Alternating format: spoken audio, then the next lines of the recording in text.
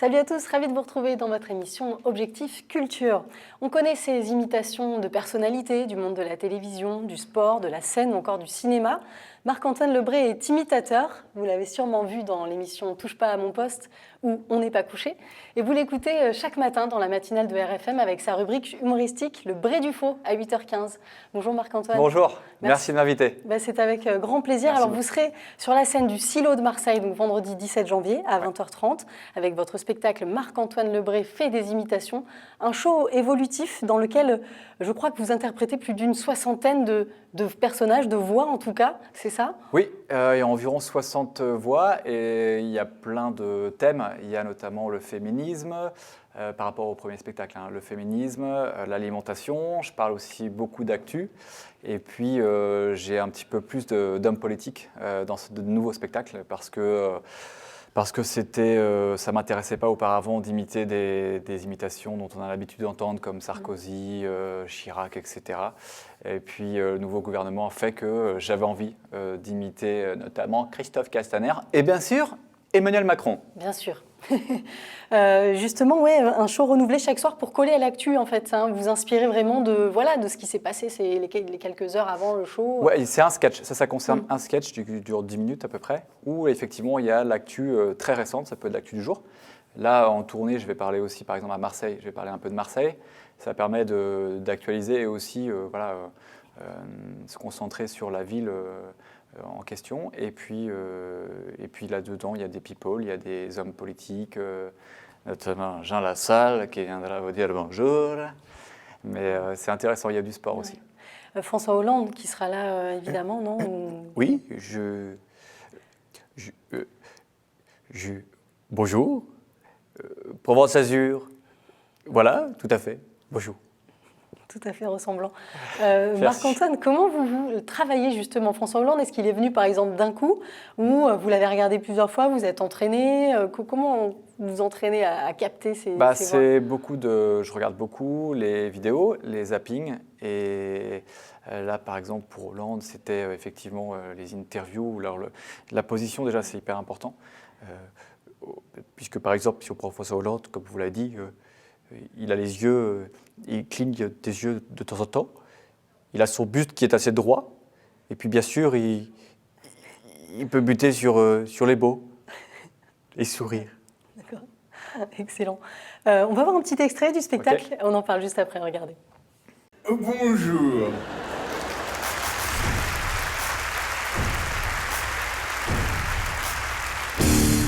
Moi j'adore les caméléons. Un jour j'en ai amené un dans un magasin des Iguales, il a fait un AVC. Ce soir on va donc parler féminisme avec nos invités EES. À commencer par Chantal là-dessous. Alors mon petit Barthès, on a le slip qui rétrécit d'un coup, on va dire notre Chantal. Qu'est-ce que t'as?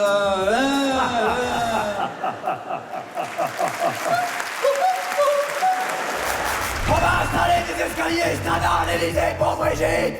Parce que c'est notre projet. 1200 candidats, le jeu. Bon, ça a été une belle soirée, hein. Mesdames de lait et moi, on vous remercie. Ouais, Didier Deschamps, c'est vrai qu'on aime beaucoup aussi vous entendre l'interpréter. Oui, et puis Didier, il a un lien fort avec Marseille. Bien sûr, bien sûr. Voilà, c'est une voix qui est intéressante. Est-ce qu'à Marseille, justement, il y aura des personnalités que vous n'avez pas encore trop imitées, qu'on va découvrir? Dans les Marseillais, bon, bien sûr, il y a Zidane. Mais autrement, là, comme ça, peut-être Jean-Pierre Foucault, peut-être. Peut-être. Pourquoi pas? Ce sera le suspense. Il habite Caril-Rouet, donc en effet, il est près d'ici. Vous avez débuté l'imitation dans les années 2000, et puis il y a eu la transition ensuite dans le milieu télévisuel. Alors là, c'était beaucoup aussi grâce à Laurent Chandemerle. Qu'est-ce qu'il a représenté pour vous, Laurent? Alors, c'est un imitateur qui est déjà originaire de la même petite commune en Bretagne que moi, où il y a 3000 habitants. Et c'est lui qui m'avait invité chez Patrick Sébastien pour faire un sketch. Et du coup, grâce à cette vidéo, moi après j'ai pu montrer cette vidéo, cette démo entre guillemets, à des producteurs et notamment Yves Le Roland qui m'avait repéré à Canal+ des Guignols. Et j'ai pu faire Les Guignols, et puis j'ai été aussi également sur Europe 1 ensuite, peu de temps après. Les Guignols, on imagine, c'est un sacré coup d'accélérateur là aussi pour Ouais, la carrière. bah ouais, et puis j'ai appris énormément avec Yves Lecoq, Sandrine Alexis, Daniel Herzog, Thierry Garcia, c'est des imitateurs formidables et ça m'a permis aussi d'évoluer et de suivre un petit peu, de connaître les sketchs, cet univers de l'imitation. Et c'est vrai que ça a été 7 ou 8 années de bonheur. Ouais. Donc au départ, vous étiez arrivé pour Les Guignols en tant que Yann Barthès, c'est ça? Vous étiez Ouais. la voix d'Yann Barthès? Tout à fait. J'ai commencé avec Barthès, très peu de temps après, avec Cyril Lignac, Gourmand Croquant, le fameux Gourmand Croquant. Notamment, c'est vrai que ça a été énormément utilisé, Cyril Lignac. Et puis il y avait également François Cluzet. Enfin, c'était surtout des voix dont on n'avait pas l'habitude d'entendre, parce que j'étais vraiment arrivé avec un catalogue, entre guillemets, un peu différent des autres imitateurs. Oui, justement, quelle est votre patte? Est-ce que ça va être des univers peut-être qu'on a moins l'habitude de voir, justement, des comédiens Bah, aujourd'hui, là, dans ce nouveau spectacle, il y a vraiment un petit peu de tout. Mm. Il y a des comédiens, il y a de l'actu, des hommes politiques. Et ça m'amuse parce que du coup, dans la salle, il y a des très jeunes et il y a des personnes âgées aussi. Il y a vraiment tous les âges, il y a même des enfants. Et je trouve ça cool parce que je peux vanner en plus, je vanne un petit peu les gens dans la salle. J'improvise aussi avec eux.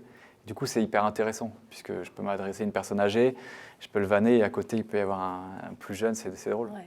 Il y a Cyril Hanouna aussi, qui à un moment vous a aussi pas mal mis le pied à l'étrier. Bah, c'est quand je suis passé finalement dans son émission, le premier passage où il m'avait invité, je l'avais imité, et ça avait cartonné ce jour-là, et du coup, il m'avait réinvité par la suite, mais ça a lancé je dis toujours que ça a lancé la médiatisation, parce que je jouais dans un théâtre, il y avait 10 personnes à Paris, et du jour au lendemain, bah, depuis ce soir-là, ça a été complet. Et derrière, ça a été complet 6 mois. C'était un théâtre de 80 places, le Théâtre Beau Saint-Martin. Et c'est parti comme ça. Et ensuite, j'ai fait le Point Virgule, et puis ensuite, j'ai fait d'autres théâtres, le Gymnase, l'Alhambra, la Cigale, etc. Et puis aujourd'hui, je suis fier de venir à Marseille, au Silo, et dans toutes les villes en France. Ouais, qu'est-ce qui vous plaît tant dans ce métier-là? Est-ce que voilà, c'est le fait de s'adresser à toutes les classes d'âge, pour reposer un petit moment de bonheur Bah, ce qui me plaît, il y a plein de choses. Moi, c'était un rêve pour moi d'être sur scène, je le dis au début du spectacle. Et puis encore une fois, c'est génial. Moi, mon but, c'est de faire rire aussi les gens. C'est vrai que, voilà, je le redis, mais le fait d'avoir toutes ces personnes différentes, même, on peut même dire en termes de culture, c'est très différent, et c'est pour ça que c'est drôle, parce que je vanne, encore une fois, je vanne toutes les personnes, et ce sont des gens aussi qui m'ont découvert à la radio, qui me suivent à la radio ou en télé, et puis d'émissions différentes aussi. Donc c'est ce qui fait que voilà, il y a tout ce mélange. Pour écrire, notamment les chroniques à la radio, vous avez des auteurs aussi avec qui vous travaillez. C'est eux qui écrivent tout? Comment ça se passe? Ils écrivent tout, ils ne volent pas de vannes, comme parfois malheureusement c'est le cas. Ils écrivent tout, et du coup, voilà, donc c'est Grégoire Day, Romain Chélan et Arsène. Et puis ils ont cette faculté aussi à réagir à l'actu, et c'est vrai que c'est de la chance, je bosse avec eux depuis le début, et on a une bonne équipe, et voilà. Comment on rencontre énormément de travail. Justement un auteur Non, pas du tout. Ça s'était fait au fil de... C'était parce que j'étais allé au départ taper un peu, entre guillemets, dans tous les théâtres, et j'avais fait un casting, comme au départ, beaucoup. Quand on commence dans l'imitation, et quand on commence à Paris, je connaissais personne, je suis allé taper aux portes des théâtres pour faire des cafés-théâtres aussi, des scènes ouvertes aussi, beaucoup, ça aide beaucoup les scènes ouvertes, parce qu'on rencontre plein d'artistes. Il y a énormément d'artistes qui viennent jouer, et puis ça va très vite, ça va très vite entre guillemets, mais il faut bosser, puis on fait des rencontres comme ça. Ouais. Ok, ça marche beaucoup par les rencontres. Ouais. Les personnages de femmes, est-ce qu'ils sont plus durs à interpréter pour vous ou non? Là, plus dur. Alors, un peu plus dur, mais ça dépend après encore une fois, de la voix, si elle est, on va dire, plus caractéristique, je pense à notamment Ariel Dombal, puisque là, on est un petit peu dans l'euphorie. Là, c'est un personnage énorme, Ariel Dombal, c'est super. Mais c'est vrai que j'imite de plus en plus de femmes. Ouais. Marlène Schiappa, là, beaucoup en ce moment. Marlène Schiappa, et c'est vrai que J'en ai mis de plus en plus parce que déjà, elles étaient moins présentes avant dans les médias. Et maintenant, c'est plus le cas et tant mieux.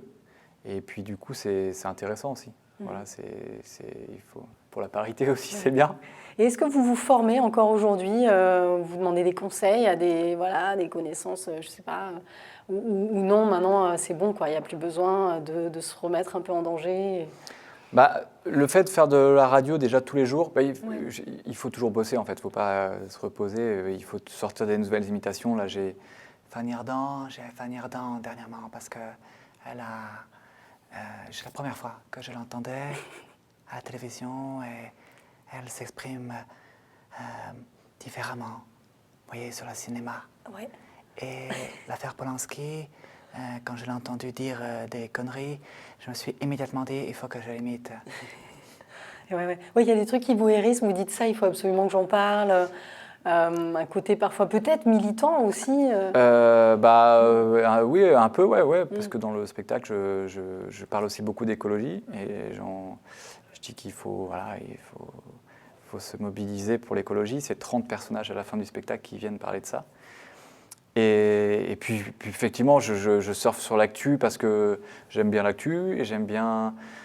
et puis du coup, dans l'actu, Fanny Ardant, je ne la connaissais pas très bien auparavant.